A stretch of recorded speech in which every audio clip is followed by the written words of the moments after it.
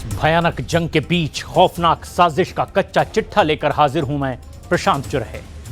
अगर यूक्रेन ने ब्रिटेन से मिली 5000 मिसाइलों का इस्तेमाल रूस के खिलाफ किया तो यकीन मानिए पुतिन यूक्रेन से लेकर यूरोप तक उस तूफानी परमाणु क्रूज मिसाइल से हमला कर देंगे जो लगातार तैयार बैठी हुई है। और ऐसे में सबसे बड़ा सवाल भी यही है कि क्या एक बहुत बड़ा हमला अब रूस की ओर से होगा, क्योंकि यह तूफानी परमाणु क्रूज मिसाइल का हमला जिसे 21 अक्टूबर को खुद पुतिन ने लॉन्च किया है और पुतिन ने अमेरिका और नेटो को धमकी देते हुए कहा कि परमाणु परिंदा क्रूज मिसाइल 15 घंटे लगातार उड़ते हुए एक एक दुश्मन को तबाह कर डालेगा। और पुतिन के इरादे देखकर लग रहा है कि अब वो बातचीत से नहीं बल्कि युद्ध से ही हार जीत का फैसला करेंगे।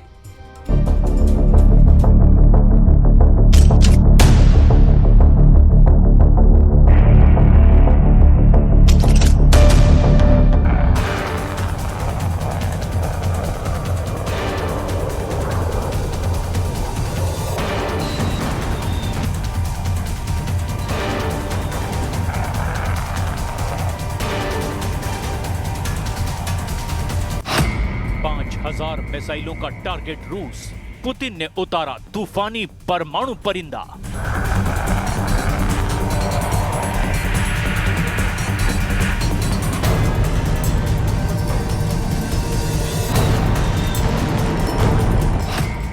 लगता है यूक्रेन के राष्ट्रपति ज़ेलेंस्की के बहुत बुरे दिन शुरू हो गए हैं।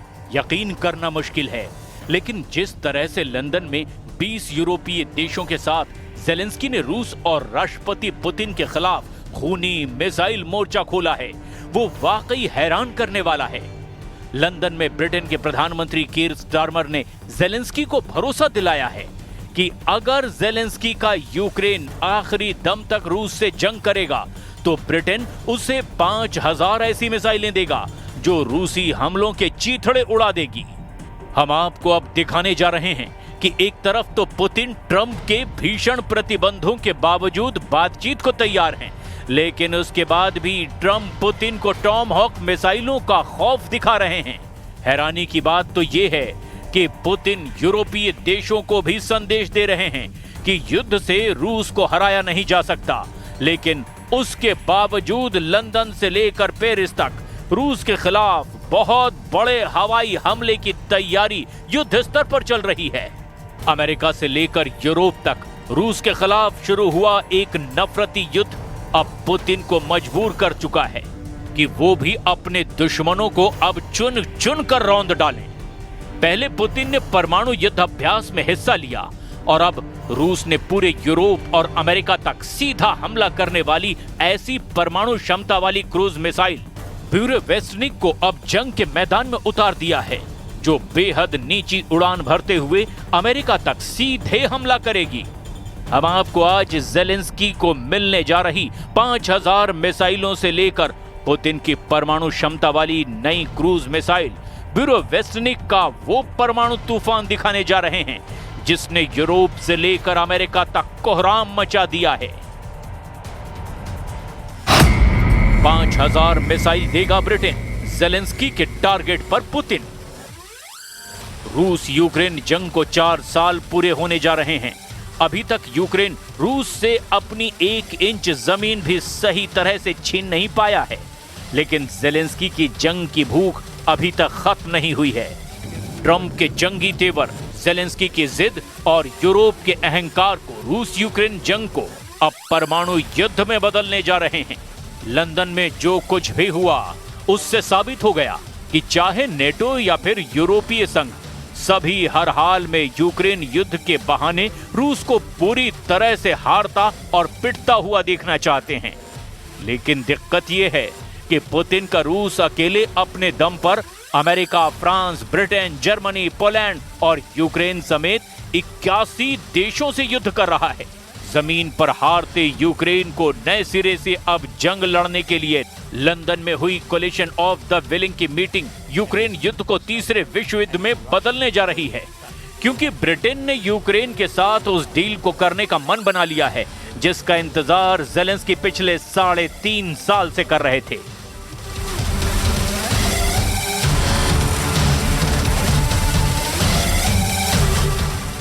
ब्रिटेन ने रूस यूक्रेन युद्ध के बीच यूक्रेन की रक्षा को मजबूत करने के लिए एक बड़ा कदम उठाया है। प्रधानमंत्री कीर स्टारमर ने 24 अक्टूबर को ऐलान किया कि उनका देश यूक्रेन को 5000 light weight multi role missile यानी कि हल्की बहुउद्देशीय मिसाइल देने वाला है। प्रधानमंत्री कीर स्टारमर का दावा है कि इन मिसाइलों का प्रोडक्शन बहुत तेजी से किया जा रहा है ताकि सर्दियों के दौरान रूस के मिसाइल और ड्रोन हमलों से यूक्रेन की हवाई सुरक्षा को बढ़ावा दिया जा सके। कीर स्टारमर ने यह घोषणा उस प्रेस कॉन्फ्रेंस में की जहां वो यूक्रेन के राष्ट्रपति व्लादिमीर ज़ेलेंस्की और दूसरे सहयोगी देशों के नेताओं के साथ मौजूद थे। इस बैठक में सभी नेताओं ने यूक्रेन को लॉन्ग रेंज मिसाइलें देने और रूस की सीमा के भीतर भी निशाना साधने की रणनीति पर बातचीत की। ब्रिटेन ने यूक्रेन को 5000 अलग अलग रेंज की मिसाइलें देने की बात कही। इस बीच ज़ेलेंस्की और कीर स्टारमर की मुलाकात के बाद ब्रिटेन को यूक्रेन में इंटरसेप्टर ड्रोन मिलने की संभावना है। ये मिसाइल डील ऐसे समय में हो रही है जब अमेरिका ने टॉमहॉक मिसाइलों की आपूर्ति पर रोक लगा दी है। यूक्रेन के राष्ट्रपति ज़ेलेंस्की लंदन में कोलिशन ऑफ द विलिंग बैठक में शामिल हुए जहां उन्हें मिसाइलों का जखीरा मिलने का रास्ता साफ हुआ है। And as soon as Putin felt pressure and the possibility of tomahawks appearing in Ukraine, he immediately declared his readiness to restart talks. But as soon as the pressure disappeared, he abandoned diplomacy again. So it's obvious for us what to do. We need more deep strike capabilities. Paris से video link के जरिए जुड़े France के राष्ट्रपति Emmanuel Macron ने कहा कि Ukraine के लिए सैनिक सहायता को और मजबूत करने की जरूरत है। मैक्रों ने वादा किया कि वो यूक्रेन को एयर डिफेंस सिस्टम, लंबी दूरी की मारक क्षमता वाली मिसाइलें, ड्रोन और एंटी ड्रोन सिस्टम देंगे। मैक्रों ने यह भी ऐलान किया कि यूक्रेन को नई मिसाइलें दी जाएगी और आने वाले हफ्तों में मिराज फाइटर जेट और उनकी ट्रेनिंग भी दी जाएगी। कुल मिलाकर रूस के खिलाफ पूरा यूरोप एकजुट हो गया है और लंदन में एक तरह से यूरोप के 20 देशों ने रूस को तबाह और बर्बाद करने का प्लान फाइनल कर दिया है, जिसे लेकर ज़ेलेंस्की गदगद हैं। पुतिन ने उतारा तूफानी परमाणु परिंदा, अमेरिका से यूरोप तक मचा कोहराम।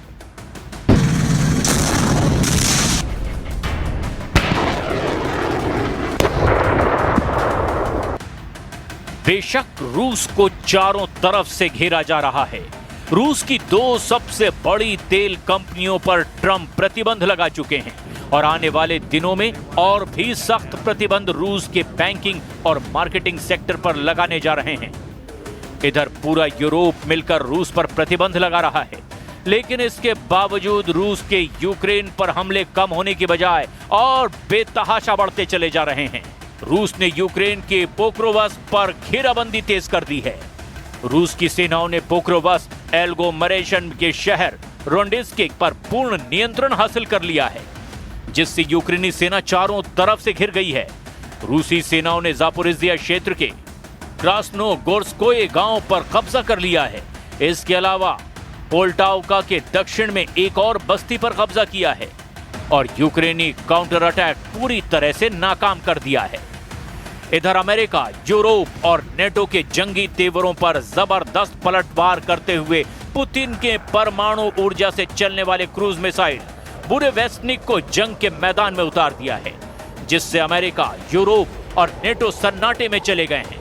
रूसी एक्सपर्ट्स ने दावा किया कि रूस ने बुरेवेस्टनिक क्रूज मिसाइल परमाणु ऊर्जा के दम पर यूरोप से लेकर अमेरिका तक आसानी से भीषण तबाही मचाने का इरादा करा। जरा आप भी देख लीजिए कि पुतिन बुरेवेस्टनिक क्रूज मिसाइल को लेकर क्या दावे कर रहे हैं। रूस के राष्ट्रपति व्लादिमीर पुतिन ने ऐलान किया है कि उनके देश ने एक अद्वितीय परमाणु इंजन से लैस क्रूज मिसाइल बुरेवेस्टनिक का सफल परीक्षण किया है। यह मिसाइल इतनी शक्तिशाली बताई जा रही है कि इसकी रेंज असीमित है। पुतिन ने इस परीक्षण के बाद रूसी सेना को आदेश दिया कि वो इस मिसाइल की तैनाती के लिए आवश्यक आधारभूत ढांचे की तैयारी शुरू करें। टेलीविजन पर प्रसारित बैठक में पुतिन ने अपने रक्षा प्रमुखों के साथ चर्चा करते हुए कहा कि हाल ही में परमाणु बलों के अभ्यास के दौरान इस मिसाइल का परीक्षण किया गया। पुतिन ने दावा किया कि बुरेवेस्टनिक 15 घंटे तक हवा में रही और इस दौरान 14,000 किलोमीटर की दूरी तय की। पुतिन ने इसे रूस की सैन्य तकनीक में ऐतिहासिक उपलब्धि करार दिया। उनका कहना है कि इस मिसाइल की रेंज और क्षमता दुनिया की किसी भी मौजूदा मिसाइल रक्षा प्रणाली को चुनौती दे सकती है। विशेषज्ञों का मानना है कि रूस का यह कदम वैश्विक शक्ति संतुलन पर सीधा असर डाल सकता है। परमाणु इंजन वाली मिसाइलों की दौड़ से अंतर्राष्ट्रीय तनाव और बढ़ सकता है। अमेरिका और नेटो देशों की नजर इस परीक्षण पर है। वहीं पुतिन ने साफ कहा कि रूस किसी को धमका नहीं रहा, बल्कि अपने राष्ट्रीय हितों और सुरक्षा के लिए सक्षम हथियार प्रणाली विकसित कर रहा है। उन्होंने ये भी कहा कि रूस भविष्य में ऐसी तकनीकों पर काम जारी रखेगा जो रणनीतिक संतुलन को रूस के पक्ष में बनाए रखें। Генерального штаба доложить еще об одном событии, я так коротенько упомянул о нем в своем вступительном слове. Речь идет о испытании крылатой ракеты неограниченной дальности «Буревестник» с ядерной энергетической установкой. घेर लिए 10,000 यूक्रेनी सैनिक, यूक्रेन की हार अब तय।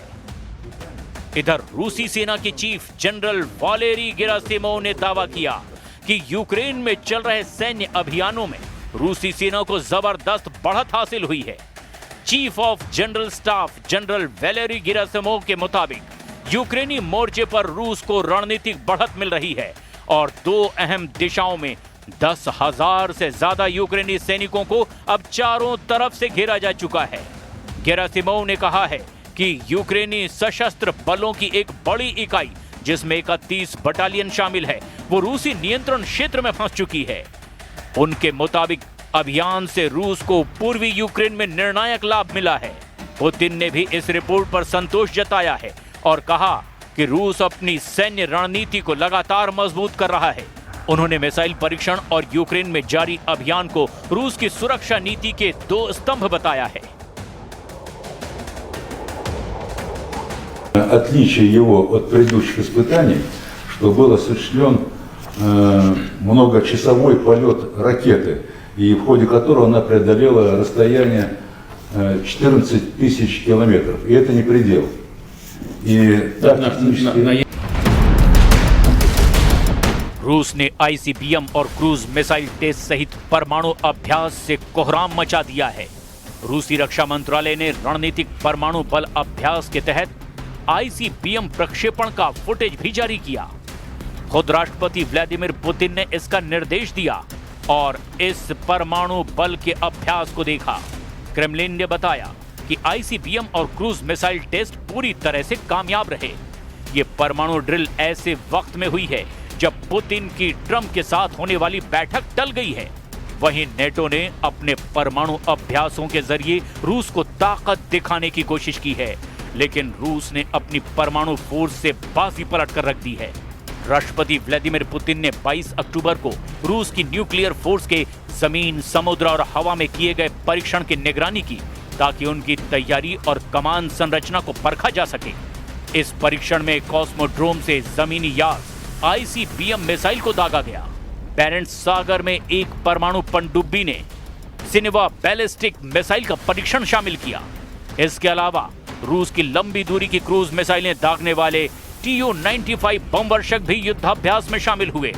रूस की परमाणु फोर्स से पहले नेटो ने इसी महीने रूस में अपना सालाना परमाणु अभ्यास किया था, जिसमें F-35A लड़ाकू जेट और B-52 बम वर्षक विमानों के साथ 13 देशों के 90 विमानों ने हिस्सा लिया। President Zelensky, as you know today, we had a very good meeting, very cordial meeting. In my opinion, they should stop the war immediately. You go by the battle line wherever it is, otherwise it's too complicated. You'll never be able to figure it out. You stop at the battle line and both sides should go home, go to their families, stop the killing, and that should be it. Stop right now at the battle line. I told that to President Zelensky. I told it to President Putin. Thank you very much. Thank you very much. 150 Gripen jet से जंग जीतेंगे Zelensky? दुनिया के लगभग सभी देश जानते हैं कि रूस की परमाणु ताकत के सामने दुनिया का कोई भी देश टिक नहीं सकता। इसीलिए अमेरिका भी 3.5 सालों से रूस पर सीधा हमला करने की हिम्मत नहीं जुटा पाया। अगर देखा जाए तो पुतिन अब तक के युद्ध में बाजीगर ही साबित हो रहे हैं। जहां एक तरफ रूस यूक्रेन के 27% इलाके पर कब्जा कर चुका है, तो वहीं दूसरी तरफ अपनी परमाणु तैयारियों से नेटो, यूरोप और अमेरिका के होश उड़ा चुका है। आप इसी से अंदाजा लगा सकते हैं कि रूस को जहां चीन, ईरान और उत्तर कोरिया से सीधी जंगी मदद मिल रही है, यही वजह है कि अब ज़ेलेंस्की ने अमेरिका के साथ साथ यूरोपीय देशों से ऐसे फाइटर जेट खरीदने का मन बना लिया है जो रूस यूक्रेन जंग में गेम चेंजर साबित हो सकते हैं। ये तस्वीरें स्वीडन की है, जहां ज़ेलेंस्की फाइटर जेट ग्रिपेन खरीदने के लिए उतावले नजर आ रहे हैं। यूक्रेनी राष्ट्रपति व्लादिमीर ज़ेलेंस्की 22 अक्टूबर को स्वीडन में थे, जहां उन्होंने एक लेटर पर हस्ताक्षर किए, जिसके तहत यूक्रेन 150 ग्रिपेन लड़ाकू विमान खरीद सकता है और तब उनमें से एक में बैठने का उन्हें अवसर भी मिला। ज़ेलेंस्की ने दक्षिणी स्वीडन के लिंकोपिंग में स्वीडिश प्रधानमंत्री उल्फ क्रिस्टरसन से बातचीत की और ग्रिपेन लड़ाकू विमान बनाने वाली साब कंपनी का दौरा किया, जो JAS-39 ग्रिपेन लड़ाकू विमान, ग्लोबल आई निगरानी विमान, मिसाइल प्रणाली, टैंक रोधी पैदल सेना हथियार और दूसरे हथियार भी बनाती है। ज़ेलेंस्की ने MOU पर हस्ताक्षर कर दिए हैं। इसके तहत यूक्रेन आने वाले सालों में 150 तक advance Gripen E fighter jets खरीद सकता है। ये घोषणा यूक्रेन के राष्ट्रपति व्लादिमीर ज़ेलेंस्की की स्वीडन यात्रा के दौरान की गई, जहां उन्होंने स्वीडिश प्रधानमंत्री उल्फ क्रिस्टरसन से मुलाकात की थी। दोनों नेताओं ने स्वीडन के शहर लिंकोपिंग में इस समझौते पर दस्तखत किए।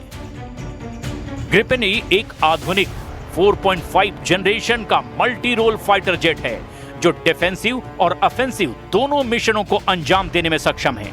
यह हल्का और तेज विमान है। इसे मिट्योर मिसाइल जैसे आधुनिक हथियारों से लैस किया जा सकता है। ग्रिपेन ई वर्जन में नया शक्तिशाली इंजन, एडवांस रडार और बेहतर एवियोनिक्स सिस्टम दिया गया है। स्वीडिश वायुसेना ने भी इसे हाल ही में अपने बेड़े में शामिल किया है। राष्ट्रपति ज़ेलेंस्की का कहना है कि यूक्रेन कम से कम 100 ग्रिपेन जेट्स खरीदने की योजना बना रहा है। उन्होंने बताया कि यूक्रेनी पायलट्स पहले से ही स्वीडन में ग्रिपेन पर ट्रेनिंग शुरू कर चुके हैं। आगे उन्होंने कहा कि हमें पता है कि हम किसके खिलाफ लड़ रहे हैं और ग्रिपेन हमारे लिए दुनिया के सबसे बेहतरीन लड़ाकू विमानों में से एक है। वहीं स्वीडन के प्रधानमंत्री ने कहा, यह सबसे आधुनिक ग्रिपेन वर्जन है। इसकी प्रोडक्शन अभी लिमिटेड है। उन्होंने कहा कि पहली डिलीवरी अगले 3 सालों में शुरू हो सकती है। अब आप अंदाजा लगाइए, अगर ज़ेलेंस्की को ग्रिपेन जेट और 5000 मिसाइलें मिल गई, तो क्या रूस की परमाणु ऊर्जा से चलने वाली मिसाइलों से यूक्रेन, अमेरिका और यूरोप मुकाबला कर पाएंगे? यकीन मानिए, पुतिन ही जंग के असली बाजीगर साबित होंगे।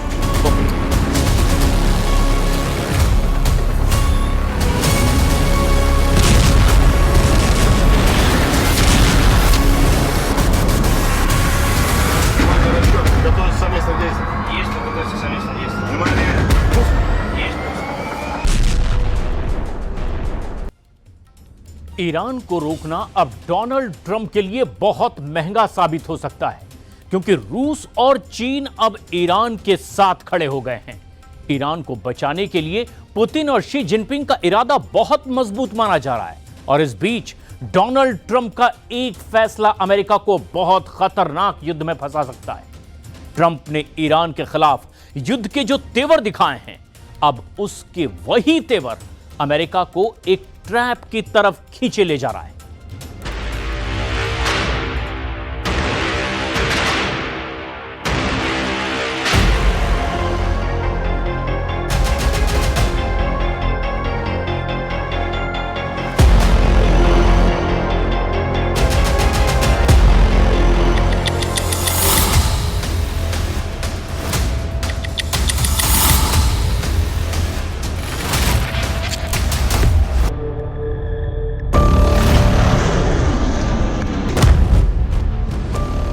डोनाल्ड ट्रंप की निगाहें अमेरिका से 2000 किलोमीटर दूर वेनेजुएला पर हैं।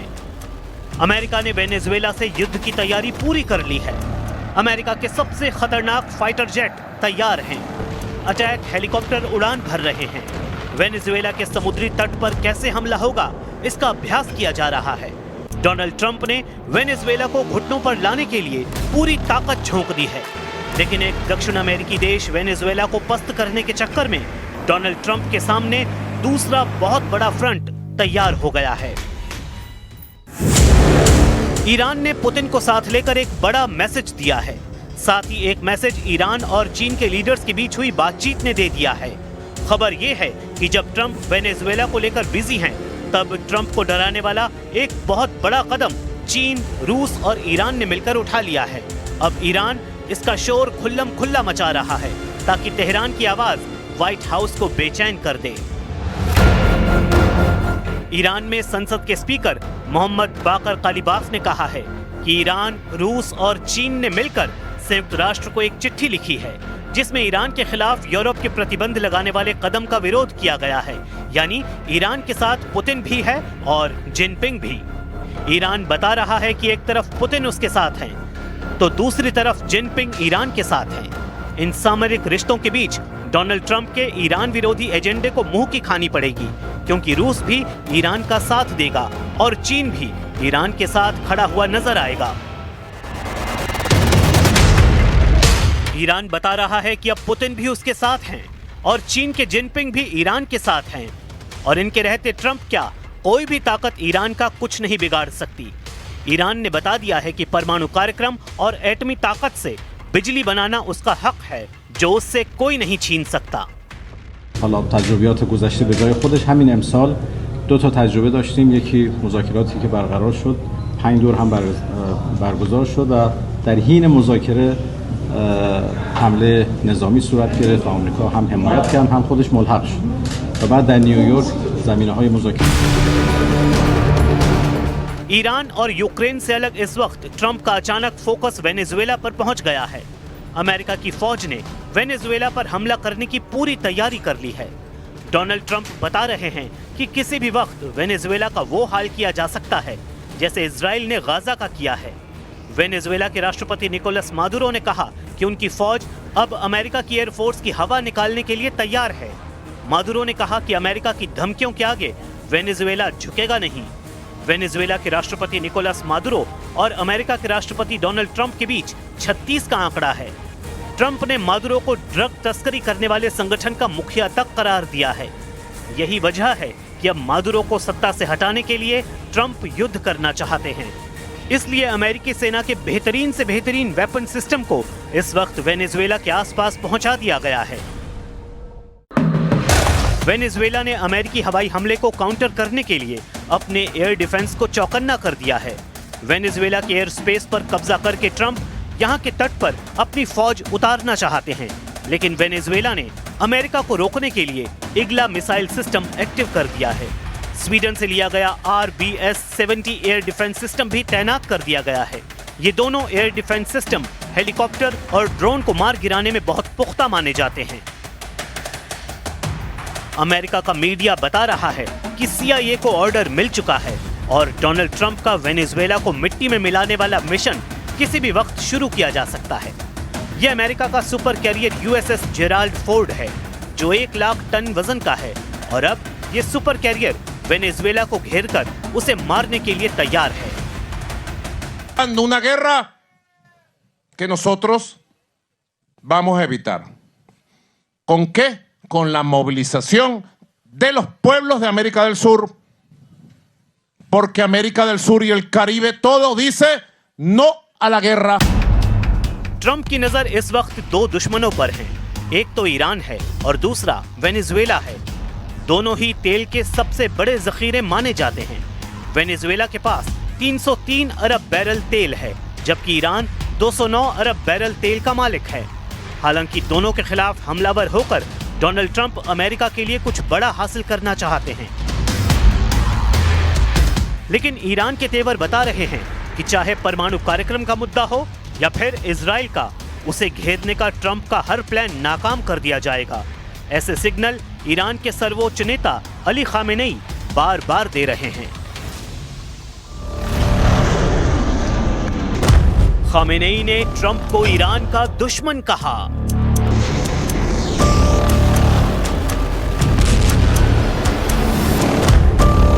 खामेनेई ने ट्रंप को डील ब्रेकर कहा।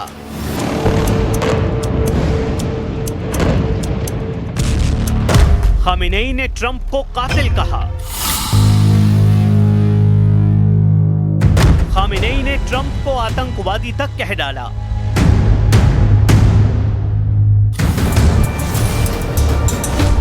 ईरान के सर्वोच्च नेता अली खामेनेई ने डोनाल्ड ट्रंप पर अब तक का सबसे बड़ा हमला बोला है।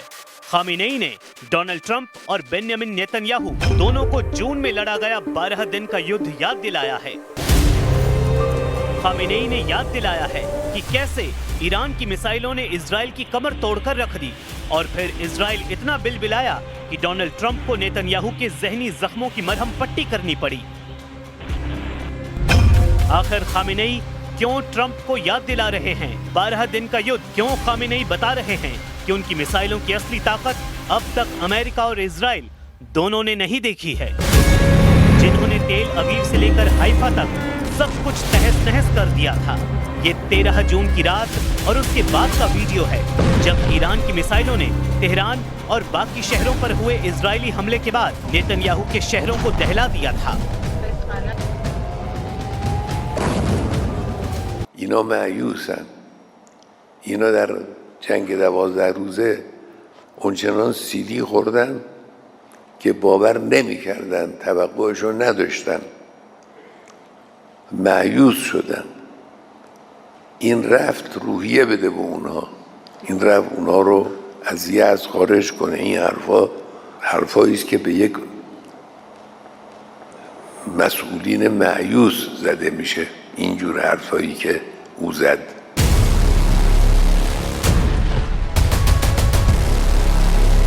खामेनेई ने सबसे बड़ा अटैक ट्रंप पर किया है। खामेनेई ने अमेरिका और इजराइल की एयरफोर्स पर ठहाका लगाया है और कहा है कि ट्रंप चाहे जितनी शेखी बघारते रहें, कितने भी दावे करें, लेकिन ईरान का परमाणु कार्यक्रम न इजराइल की एयरफोर्स तबाह कर सकता है, न ही अमेरिका के पास ऐसी ताकत है। बेहतर है कि ईरान के परमाणु अड्डों को तबाह करने वाले ख्वाब देखते रहें। ईरान न उनके काबू में आया है, न कभी आएगा। میکنه که صنعت هسته‌ای ایران رو بمباران کردیم و از بین بردیم. خب خیلی خوب، همین خیال باشه. اما اصلا شما چه کاره هستید که اگر یک کشوری صنعت هسته‌ای داره شما دخالت کنید بگید باید و نباید؟ شما چه کاره دنیایی؟ چه ربطی به آمریکا داره که ایران امکانات هسته‌ای و صنعت هسته‌ای داره یا نداره؟ این دخالت‌های ناواب، ناجور، غلط و زورگویانه است. परमाणु डील करने के लिए डोनाल्ड ट्रंप का ऑफर खामेनेई ने एक झटके में खारिज कर दिया है। खामेनेई ने बहुत साफ शब्दों में कह दिया है कि ट्रंप डील मेकर नहीं, डील ब्रेकर हैं और ईरान कभी अमेरिका के दबाव में नहीं आएगा। ये ख्वाब देखना ट्रंप छोड़ दें। میخوام معامله کنم با ایران، معامله کنیم، معامله ای که با زورگویی نتیجه او از پیش معلوم باشه معامله نیست، تحمیله و ملت ایران زیر بار تحمیل نخواهد رفت. परमाणु डील करने के लिए डोनाल्ड ट्रंप का ऑफर खामेनेई ने एक झटके में खारिज कर दिया। खामेनेई ने बहुत साफ शब्दों में कहा कि ट्रंप डील मेकर नहीं, डील ब्रेकर हैं और ईरान कभी अमेरिका के दबाव में आएगा, ये ख्वाब देखना ट्रंप छोड़ दें। गाजा में 2 साल तक इजराइल की बमबारी पूरी दुनिया ने देखी है और अब भी देख रही है। गाजा में गिरने वाला हर Israeli bomb made in America है। ऐसे में डोनाल्ड ट्रंप की नीयत पर ईरान सवाल उठा रहा है, लेकिन गाजा पर डील कराने वाले ट्रंप को ईरान से डील करने की बड़ी उम्मीद है। हालांकि अब खामेनेई ने ट्रंप के बढ़ते हुए हाथों को ऐसी ठोकर मारी है, उससे इजराइल भी चौंक गया है, क्योंकि अगर ईरान दबाव में नहीं होगा तो सबसे ज्यादा तपिश इजराइल को ही झेलनी पड़ेगी। If you look at the Middle East, I would say prior to us hitting Iran so hard, we could have never made that deal because you would have had a dark cloud over the Middle East when we took out their nuclear capability, which was one of the great military maneuvers of all time. It was flawless. You saw that. Donald Trump का यही अंदाज है जो उन पर यकीन करने वालों का हौसला डगमगा देता है। एक तरफ डोनाल्ड ट्रंप डील के लिए हाथ बढ़ाते हैं, लेकिन दूसरे हाथ में सामने वाले को धक्का देने का इरादा भी नजर आता है। ये बात ज़ेलेंस्की तो बार बार महसूस कर रहे हैं, जिन पर पुतिन से डील करने का दबाव है, क्योंकि ट्रंप भी बार बार कह रहे हैं कि अब यूक्रेन के बस की नहीं कि वो युद्ध जीते, इसलिए ईरान बहुत चौकन्ना है। और उसके सर्वोच्च नेता खामेनेई ने अपने कमांडरों से बात करके साफ कर दिया कि अमेरिका की मनमर्जी नहीं चलेगी, ना ही ईरान ट्रंप के दबाव में आएगा, क्योंकि अमेरिका पहले ही उसके कई परमाणु वैज्ञानिकों को मौत के घाट उतार चुका है। افتخار میکنه به اینکه دانشمند ایرانی رو ترور کرده. بله دانشمند ترور کردید، افراد امثال تهرانچی و عباسی اینها رو ترور کردید، لکن علمشون رو نمیتونید ترور کنید.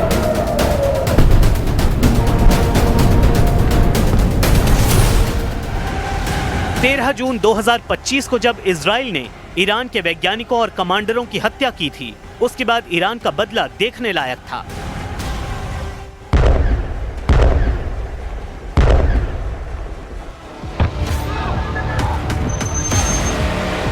तेरह जून की रात को ही जब ईरान ने इजराइल पर मिसाइल बरसाई तो पूरी दुनिया हैरान थी। ईरान मिसाइल अटैक का हर रिकॉर्ड तोड़ रहा था। क्या तेल अवीव, क्या हाइफा और क्या इजराइल का डिफेंस सिस्टम, ईरान की मिसाइलों ने इजराइल के हर कवच को भेदा।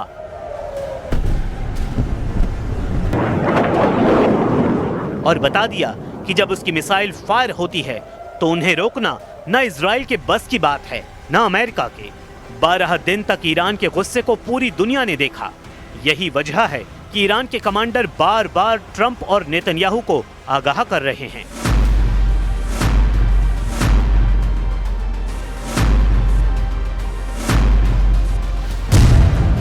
ईरान के रक्षा मंत्री कह चुके हैं कि 12 दिन के युद्ध के बाद ईरान अब डबल ताकत के साथ युद्ध लड़ने के लिए तैयार है।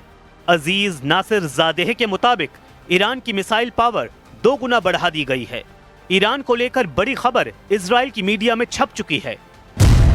खबर ये कि ईरान ने अब दूसरे देशों में हथियार की फैक्ट्री बनानी शुरू कर दी है।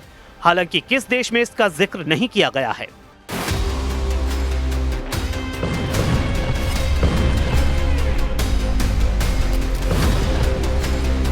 ईरान के मिसाइल हमलों का ऑर्डर खामेनेई ने दिया था और साबित कर दिया था कि मिलिट्री लीडरशिप को खत्म करने के बावजूद ईरान का कमांड एंड कंट्रोल सिस्टम पूरी तरह से एक्टिव है। اونها توقع نداشتن که موشک ایرانی ساخت دست جوان ایرانی بتوانه با شعله‌های خودش، با آتش خودش اعماق برخی از مراکز حساس تحقیقاتی اونا رو تبدیل و خاکستر کنه। ईरान जवाबी कार्रवाई नहीं कर पाएगा, ये नेतन्याहू को उनके कमांडरों ने समझाया था। ऐसा इसलिए क्योंकि 13 जून को जब इजराइल ने ईरान पर हमले से युद्ध की शुरुआत की, तब इजराइल की एयरफोर्स ने ईरान की कई हथियार फैक्ट्रियों को टारगेट किया था। अब खामेनेई की ताजा वार्निंग के बाद इजराइल को हर कदम फूंक फूंक कर रखना होगा।